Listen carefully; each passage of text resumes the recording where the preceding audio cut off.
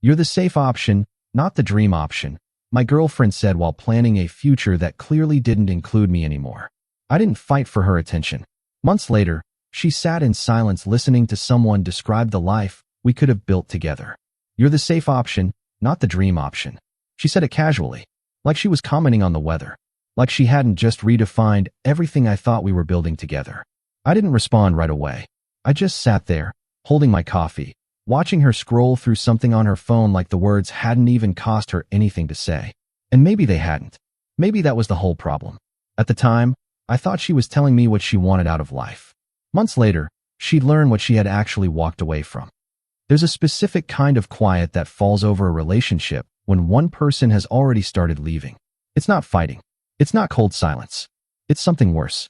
It's normal conversation with an invisible wall behind it. Sunday mornings that feel like formalities. Future plans that get shorter.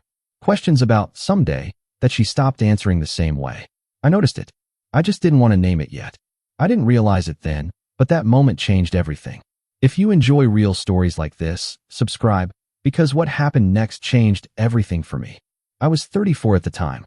Lindsay and I had been together for 2.5 years. We lived in separate apartments, both in Brooklyn, close enough to spend most nights together without officially combining our lives. I worked in commercial real estate development, mid-level management climbing towards something bigger. She worked in brand marketing for a lifestyle agency in Midtown, and she was good at it. We met through mutual friends at a rooftop event in the summer. Easy chemistry, similar values, or so I thought. For the first year, everything felt like it was moving in the right direction. The shift started small. It always does. She started talking about a colleague named Jared. Not romantically, at least not in any way she'd admit. But she talked about his life with a kind of admiration that had nothing to do with work. He traveled for the job. He had an apartment in the West Village with exposed brick and a terrace.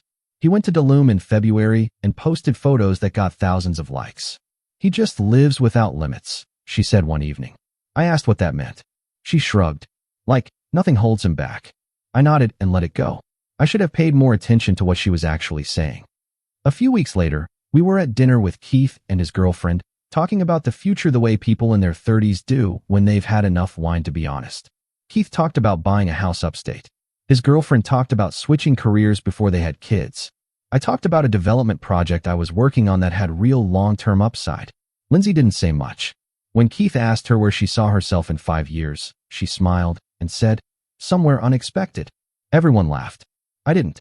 I filed that away without fully understanding why. That wasn't the last warning. The comparisons started showing up in everyday conversations. Not dramatic accusations. Just small, consistent nudges. Whitney's boyfriend surprised her with a trip to Portugal for no reason. Did you see that Carter guy from my office just launched his own company at 30? I feel like we're just doing the same thing every week. I didn't argue with any of it. I also didn't realize she was building a case. Not against me specifically, against what I represented. I ignored what that really meant. There was a Sunday afternoon in October when she was looking at apartments online. Not apartments for us. Apartments for one person. She said she was just browsing. She said she wanted to understand the market. She said it casually, the way you say something when you've rehearsed it just enough that it doesn't sound rehearsed. I watched her scroll through studios in Williamsburg and one-bedrooms in the East Village, and I said nothing. But something cold moved through my chest and settled there. I should have asked the real question that afternoon. I didn't. Brent pulled me aside after a meeting in late October. Brent was a business associate, a few years older, someone who had been through enough to see patterns other people missed. "You seem distracted," he said. "I'm fine." "You sure? Because you've been carrying something for weeks." I told him things were complicated at home. He nodded slowly. "When a woman starts treating stability like a problem," he said, "it's usually because she's confused it with the wrong thing." I didn't ask him to explain. I probably should have.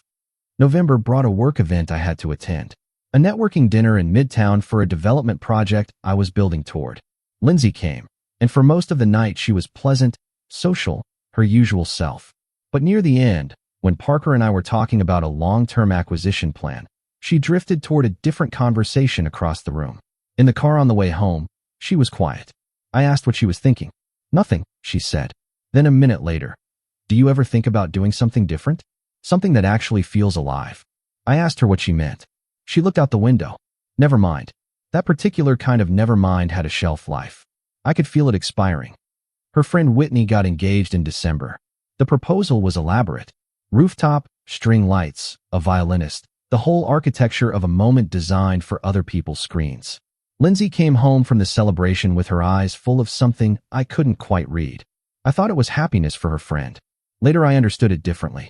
She wanted the feeling, not the foundation. She wanted the moment, not the work behind it. She was confusing the performance with the thing itself. And I was starting to understand that no matter what I built, she would always be looking at someone else's rooftop. That wasn't love falling apart. That was perception failing both of us. The conversation that clarified everything happened on a Tuesday night. No special occasion. No build-up that morning. We were sitting in my apartment after dinner, and she put her glass down and said she needed to be honest with me. I told her to go ahead. I care about you, she said. I genuinely do. But I keep feeling like this is safe. Like we make sense on paper, but I need something that feels more like a dream. I asked her what the dream looked like. She couldn't describe it. She talked about energy, about spontaneity, about living in a way that didn't feel like planning. I listened to all of it without interrupting. Then she said it again, more directly this time. You're the safe option, not the dream option. And there it was, clear and whole and undeniable. She hadn't been drifting away from me. She'd been convincing herself that what I represented was the problem. That reliability was a trap. That a man who showed up consistently, who built things carefully, who thought about the future as something to be shaped rather than stumbled into, was somehow less. I didn't argue. I didn't list my qualities like a resume. I didn't beg her to reconsider. I said, okay, Lindsay, I hear you. And I meant it. Because that conversation didn't break me. It freed me. I didn't call anyone that night. I didn't post anything. I didn't reach out to mutual friends. I drove back to my apartment, sat in the quiet for a long time, and made a private decision. I was going to build something. Not to prove her wrong. Not to make her regret anything. Just because it was time, and she had, without knowing it, removed the last thing that was slowing me down. January arrived cold and clean. I threw myself into work the way I hadn't allowed myself to in years. The development project I'd been cautiously managing suddenly had my full attention, and then some. Derek, my mentor, noticed the shift within weeks. You're different, he said during one of our dinners in early February. Focused, I told him. No, he said. Unencumbered. He was right. By spring, I had finalized the first major phase of the development project with Parker. The numbers were better than projected. Sawyer, an investor who had been lukewarm for months, came back to the table. Full commitment. The kind of conversation that restructures the next 5 years of your professional life. I called Keith that evening because he'd been watching this play out from the beginning. I knew it, he said. I knew once you got out of your own way, this would happen. I told him I hadn't been in my own way. He laughed in a way that suggested I was wrong. Maybe he was right about that too. I hired a trainer in March. Nothing dramatic, just consistency. 3 mornings a week before work. My energy changed. My sleep changed. My patience for things that didn't matter quietly disappeared. Chad, a longtime friend, said I seemed lighter. You're not carrying her anymore, he said simply. I hadn't thought of it in those terms. But yes, that was exactly it. I reconnected with Claire, a former coworker, at a professional event in April. She introduced me to Carter, a technology founder who was doing something interesting in the PropTech space. We had dinner the following week. By the end of the meal, we were sketching out a potential collaboration. Small at first, but the potential underneath it was significant. These things don't happen when you're distracted. They don't happen when you're spending emotional energy managing someone else's doubts about you. They happen when you're simply present, capable, and ready. I was all 3 of those things now. Logan, a project manager who'd been with me through 2 of my earlier ventures, started telling people in our industry circles about the work I was doing. Not as promotion, just as conversation. But the conversations had weight. By summer, my name was coming up in rooms I hadn't walked into yet. Brooks, an executive director at a firm I'd respected for years, reached out through a mutual connection. We met for lunch in June. He said he'd been hearing my name consistently from people he trusted. That's the kind of reputation that's hard to manufacture, he said. I didn't manufacture it, I told him. I know, he said. That's why it's worth something. Abigail, a marketing executive I met through Carter, invited me to speak on a panel at a mid-sized industry conference in late summer. The host was Harper, someone who ran these events with sharp editorial instinct.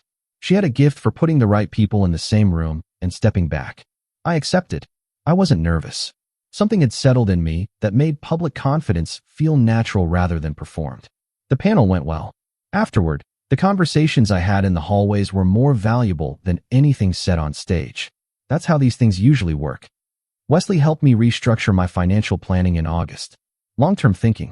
Investments that reflected where I was headed, not where I'd been. He said something that stayed with me. Most people plan reactively. They see what's already happened and try to protect it. You're planning for a version of yourself that doesn't exist yet. I told him that was the only planning worth doing. He agreed. I heard about Lindsay occasionally, not through any effort, just the way information flows in overlapping social circles. She had started seeing someone in the spring, someone in her industry, from what I understood. Keith mentioned it once, briefly, watching my face while he did. I told him I hoped it was going well for her. He looked surprised. He shouldn't have been. I wasn't carrying anything from that relationship. Not bitterness, not longing, not even much curiosity. I had put it down and walked forward, and the distance had become real.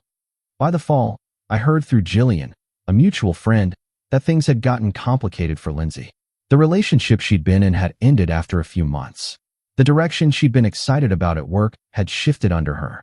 A reorganization at the agency. New leadership. The trajectory she'd been banking on quietly disappeared. Jillian mentioned it not as gossip, but as an update. She seems unsettled, Jillian said. I nodded.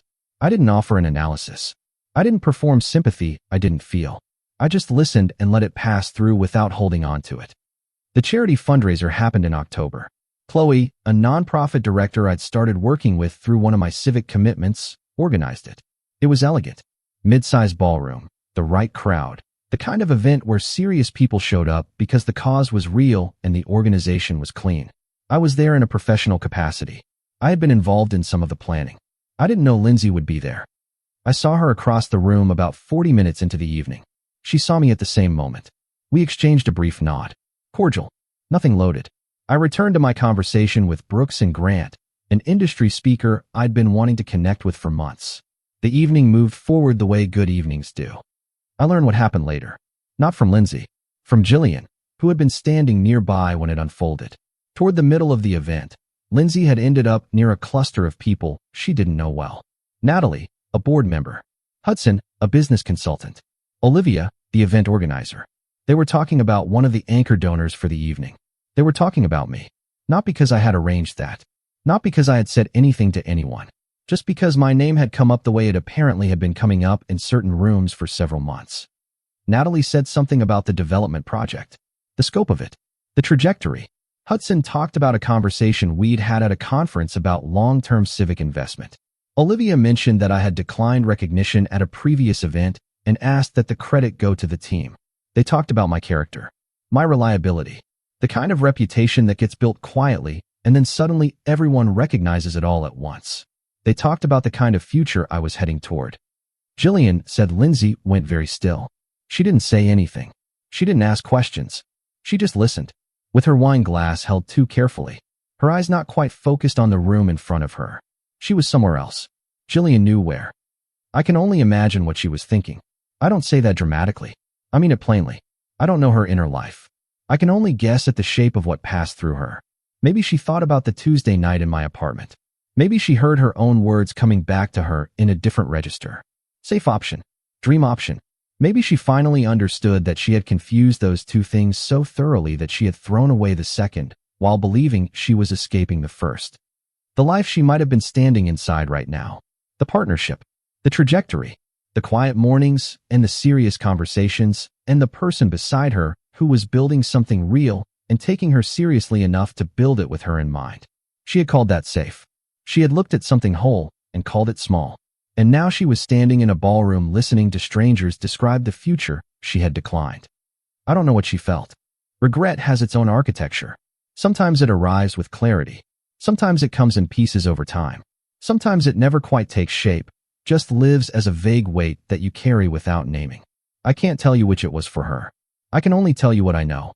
I know she stood there quietly. I know she didn't come find me that evening. I know that when the event ended and I walked out into the October air with Brooks and Carter, feeling the specific satisfaction of a life that is moving in the direction you chose, she was still somewhere in that ballroom, standing still. I didn't hear from her that night. I didn't hear from her the week after. I half expected something. A message. A brief, careful text. Maybe just a check-in designed to open a door without saying it was opening a door. Nothing came. And after a while, I stopped half expecting anything. Carrie, Lindsay's sister, reached out to me in November. We had always gotten along well. She was direct in the way people who've watched their siblings make mistakes are sometimes direct. She didn't ask me to do anything. She just said she was glad I was doing well. She said she'd been following some of what I was working on. She said she hoped I was happy. I told her I genuinely was. She said, "Good. You always deserve that." There was something behind it. I didn't push. I thanked her, and we said goodbye. By December, I had closed the second phase of the development project. The numbers were beyond what I had projected 18 months earlier. Sawyer increased his commitment. Parker and I started having conversations about what came next. Brooks formally extended an offer I had been waiting on for months. The kind of professional alignment that changes the shape of the next decade. I said yes. Wesley called it trajectory compounding. It's not one thing, he said. It's what happens when every correct decision reinforces the next one. You start building momentum that can't be manufactured. I told him it hadn't felt strategic. It had just felt like living correctly. That's what strategy feels like when it's working, he said. Keith threw a small dinner in December. Close friends. His apartment in Park Slope, which he had finally renovated after talking about it for 2 years. Chad was there. Claire came with her partner. A few others. We ate well and talked without performance, the way people do when they've known each other long enough to stop managing impressions. Toward the end of the night, Keith raised a glass. He didn't make a speech. He just said, "To building the right things." Everyone understood what he meant. I did too. I thought about Lindsay that night. Not with longing. Not with anger. Just with the specific kind of clarity that comes when you're standing inside a life that has become genuinely yours. I thought about what she said. Safe option. Not the dream option. I thought about how certain she had seemed in that moment. How confident she was that she understood the difference. And I thought about the fact that the dream she was chasing had no address. It was a feeling borrowed from other people's highlight reels. It was motion without direction. It was the performance of freedom without any of the substance of a life actually being built. What she called safe was never just safety. It was foundation. It was the kind of thing that doesn't look exciting in the beginning because it's designed to last. She looked at architecture and called it boring. She walked away from something built to hold and went looking for something that felt alive. I hope she finds what she's looking for. I mean that without irony. The version of me that would have wanted her to fail, to struggle, to come crawling back so I could feel vindicated, that version never really existed. I'm not that. I was never that. I just wanted to build something real with someone who understood what real was worth. She wasn't that person. And that's not an indictment. It's just information. I started the new year differently than I had started the last several. With momentum I hadn't manufactured. With clarity I hadn't forced. With a life that had taken on the shape of the decisions I'd been quietly making for months. The project, the investment, the partnership, the reputation, the network of people who knew my name because I had given them real reasons to trust it. None of it was loud. None of it was designed for an audience. It was just mine. Somewhere across the city, Lindsay was living her life, making her choices, carrying whatever she was carrying. I don't know what her mornings feel like now. I don't know if the dream she chose in place of what we had turned out to be what she imagined. I know that the future she described when she let me go was never clearly defined. It was emotion dressed up as direction. It was a feeling mistaken for a destination. And I know what I have. Not because I need to compare, but because I've done the work of understanding what matters and building toward it without apology. I have the kind of life that feels earned. The kind that doesn't require performance. The kind that stands up under scrutiny in a quiet ballroom when people who don't know your history start describing who you are. She spent years chasing the dream, only to realize she had abandoned the future.